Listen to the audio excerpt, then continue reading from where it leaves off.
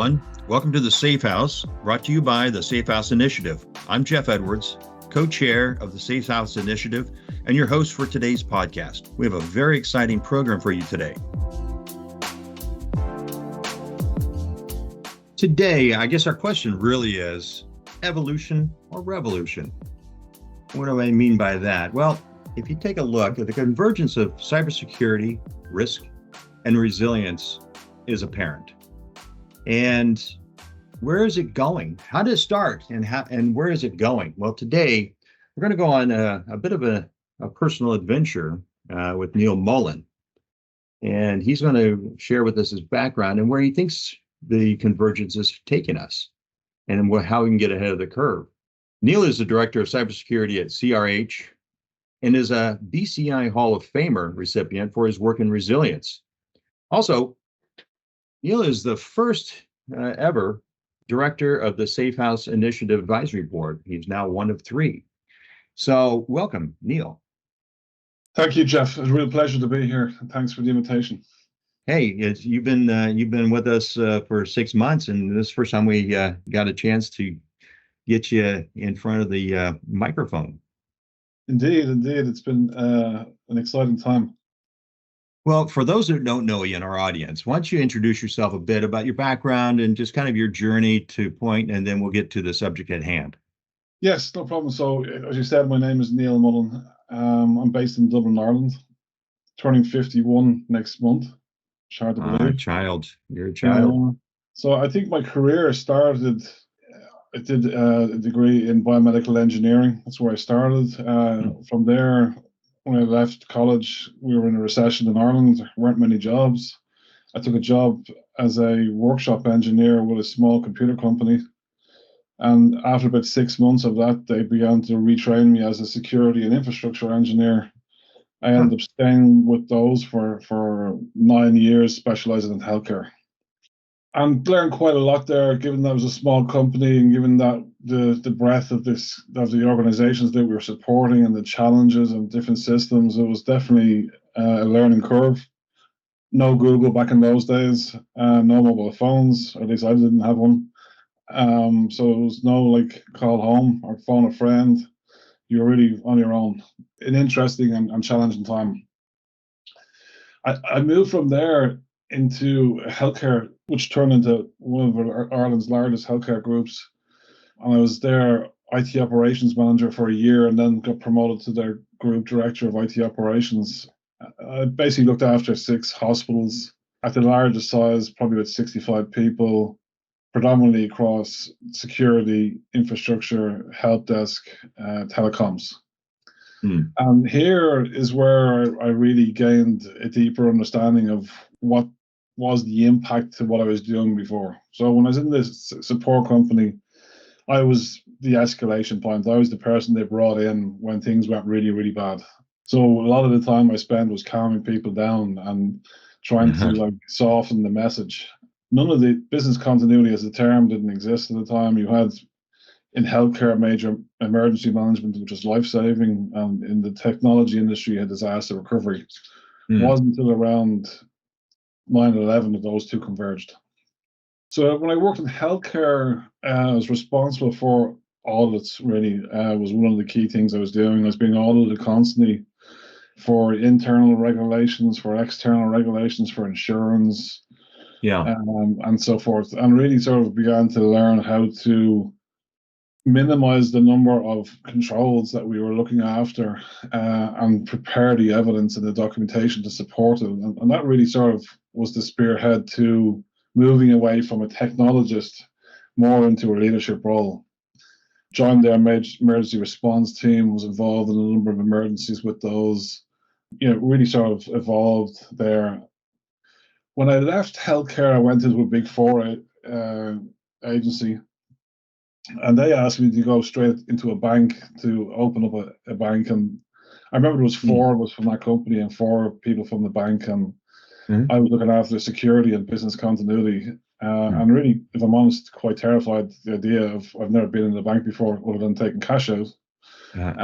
So I really got an opportunity to evolve my skill set into a more traditional business continuity framework, got a better understanding of standards in that space. Stayed there for a couple of years, became their national specialist in security and business continuity, moved into the BPO industry. This is where I really started getting a global feel for working with companies, predominantly high-tech companies. So I worked with 2 BPO companies for about 7 years. Opened up an incident room in the Philippines to manage our accreditation and our incidents and training and awareness. Really exciting time, really a time that allowed me to, again, evolve into a skill set that was more business orientated. So I sort of left technology behind me at that point, and I was sitting in the business, understanding what the business challenges were and what the business impact was. I then moved back into a local company in Ireland in retail as their head of security. And security had evolved quite considerably since my time in healthcare in that gap of 7 years. And during this time, simplifying the message and really using what I'd learned from the BPO industry and what I gained from major incidents there, and really feeding that back into that company. I was with them for 3 years. That was a really exciting opportunity. And currently, I'm in CRH, as you said, and I look after Europe. And Europe is approximately 70 companies across Europe of all different sizes and stages in their maturity. So quite an interesting journey. It's a fascinating journey, actually. And the last one, like 70 operating units. So it's like a whole collection of smaller, mid-sized businesses that you interact with. Is that correct? Yes, but I think when you look at my career, I've always been in a space that I did that type of job. So going back to when I was an engineer, I looked after probably 20 hospitals and about 20 non-public organizations. When I moved into healthcare, I looked after a number of different hospitals. When I was in retail, I was looking after a number of different operating companies, those as well. And then obviously when I was in the BPO industry, smaller number, probably 10 large contracts I was responsible for. So it's quite natural for me to work with different organizations that have different stages on our journey. Yeah. Well, looking back at your career as you evolved, because really it's every career is an evolution of some sort. Did you in your adventures, say, okay, I'm learning risk, management now. I'm learning cybersecurity now. I'm learning business continuity now. Did you have like the siloed mentality and how you had the new job that says, hey, you're responsible for this now? At certain points in my career, yes. When I started as an engineer, I was just absorbing as much information as I possibly could. Every time the phone rang, we went to a different organization. They had a different system with a different problem, with different configuration. So you're supporting companies that are totally irregular to each other. When I moved into healthcare, there was a real revolutionary period almost, when I moved from being a technical person in healthcare into someone in leadership. Yeah. Donned the suit, had an office. I remember my first day closing the office door, sitting there in a little bit of a panic, going, what do I do? Because before I was fixing things, and some personal side of me, I'm dyslexic, and I find the dyslexia has helped me visualize challenges, visualize end-to-end solutions, visualize the problem. Yeah. And as an engineer, there were very few things I couldn't fix. Yeah. That was very natural to me. And when I turned that side of me off, it was quite an interesting moment because I didn't really know what was my next skill set going to be. And if I think back to when I was an engineer, my first job ever as an engineer in a hospital was to go into an ECG department. And there's a young girl in the bed and she was crying, covered in sensors, and her mother was crying. And I had to place a camera on the wall. And it was the most stressful thing I've ever been at the time, ever done. And I realized walking away from it that this isn't about technology. This is about like people and solutions and impact. And we need to move away from thinking about assets and servers and look at the wider impact. And I think that was a moment in time that I look back at the time, I didn't realize it, but I look back at it now. That's a time that I really realized that to fulfill me personally, I wanted to help people and protect people. And this was, that revolutionary time that I realized that this is something that I'm really going to enjoy. And that was, I don't know, maybe 28 years ago. Yeah. That was your move from a technical to more of a management. So you had a broader view of things, and you started looking at a more holistic approach. Yes. Then I think the next one, and I sort of call this the start of the second phase of my career, is when I moved away from IT totally. I moved into a management consulting firm. I was totally away from IT. I wasn't involved in IT. If I'm honest, IT were considered the guys that did things. They weren't really involved in the conversation. They probably didn't know what was going on wider in the organization. And I found this was quite enlightening. And when I moved into my first role in the BPO industry, I was a global business continuity manager.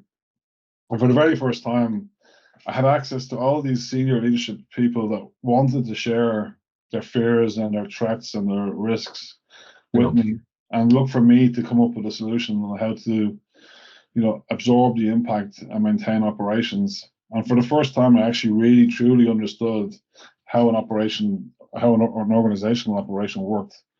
So when I looked at the business, I was able to break the business down to components in my head to say that, like, we can run this business at 80% here and 20% there and still deliver on our critical requirements.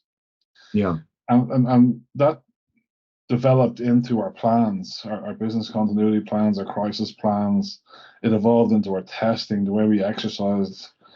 And when I returned to cyber in the last 6 years, I've really tried to bring that with me.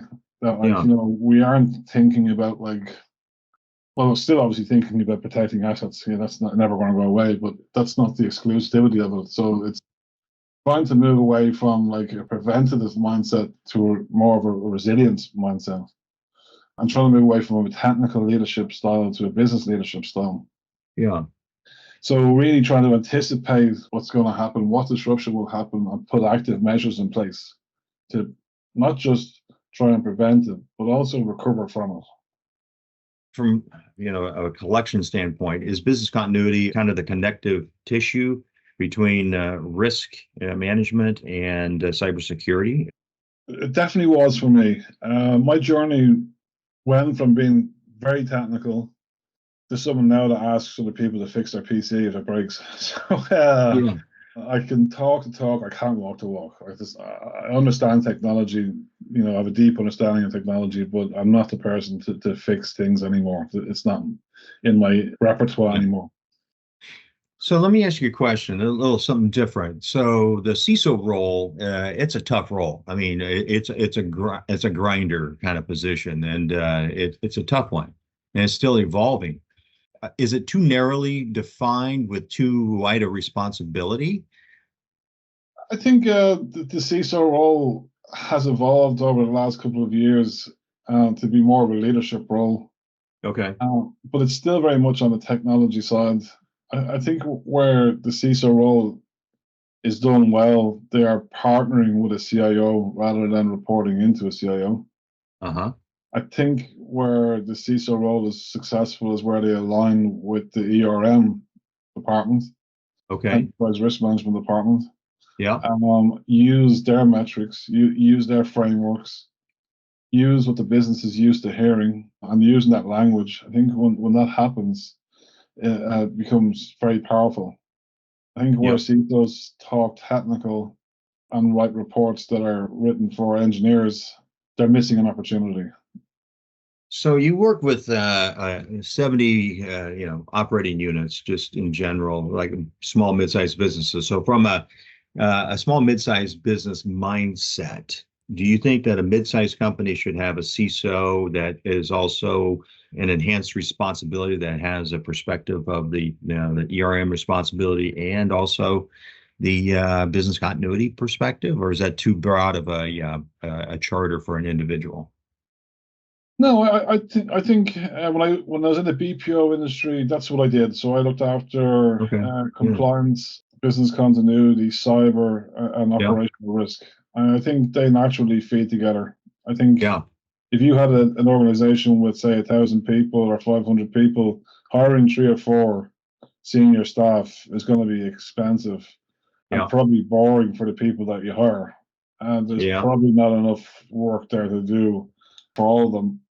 So I think if you brought them together, and Operation Resilience was the title we chose to stick with, because the CISO role at the time would have been seen, quite a narrow form.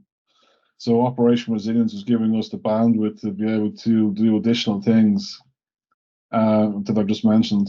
So I think if I was the CEO of a company of 1,000 people, I would hire someone senior into a CISO stroke Operation Resilience role and have them look after cyber, definitely operational risk, definitely technology compliance and regulatory compliance, and definitely business continuity. I think there's a natural linkage there between them all.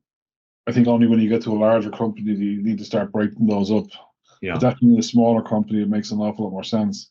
And if that person is coming from a business side of the table rather than the technology side of the table, it's going to really empower them to be far more adaptive and far more effective for the business. And possibly a technical background, and then flip over, kind of like what you did when you went into the healthcare space, to management. So you have an appreciation, you have a foundation in the technical aspects, so you know the right questions to ask, and also the business perspective to say, okay, this is why it's important. Exactly. But even saying that, I don't think you need to be technical to do those roles. Yeah. Okay. I think you could easily, you would need someone technical to back you up, but I think you could be quite easily achieve most of the work without really having a deep understanding of technology. But you need to be open about that and not like. What I always say to people is that, like, when it comes to technology, if you say you know something, you actually really need to know it. You can't really wing it, if that's a term that's understood internationally. Yep.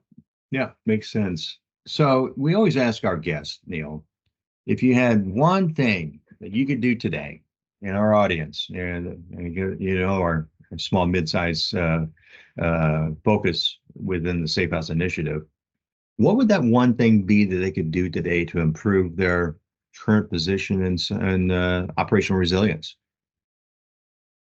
In Operation Resilience, I think if they understood what's important to them and really understood what they would do if and when that is gone, that would be a really good step.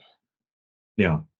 I think if you look from a wider perspective across cyber and risk as well, I think if you were to make yourself as unattractive publicly as possible, I'm talking from a technology perspective here, because most hackers, unless it's targeted, are going to be opportunists.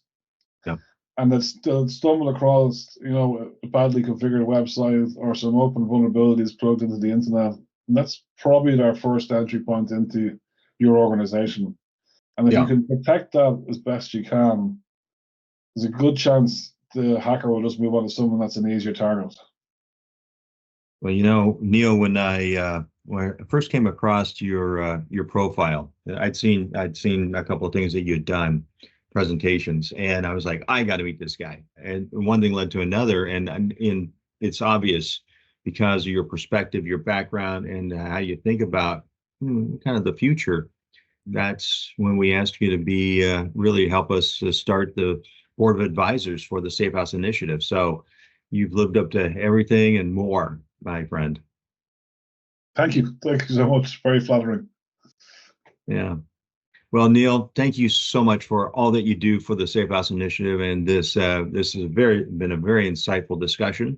The convergence of risk, cybersecurity, risk management, cybersecurity, and business continuity is really could simply be called operational resilience. Very potentially, but that would probably upset a few people. Maybe that's what we need to do. True. With that, my friend, thank you ever so much for everything you do for us.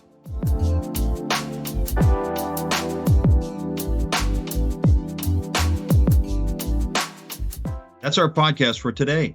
I'm Jeff Edwards for the SafeHouse Initiative. Thanks for joining us, and remember, be safe, be resilient, and be kind to each other. For more information about the SafeHouse Initiative, please use your mobile device to scan the QR code on the screen, or send us an email at info@safehouseinitiative.org, or visit us on our website, safehouseinitiative.org. We look forward to hearing from you.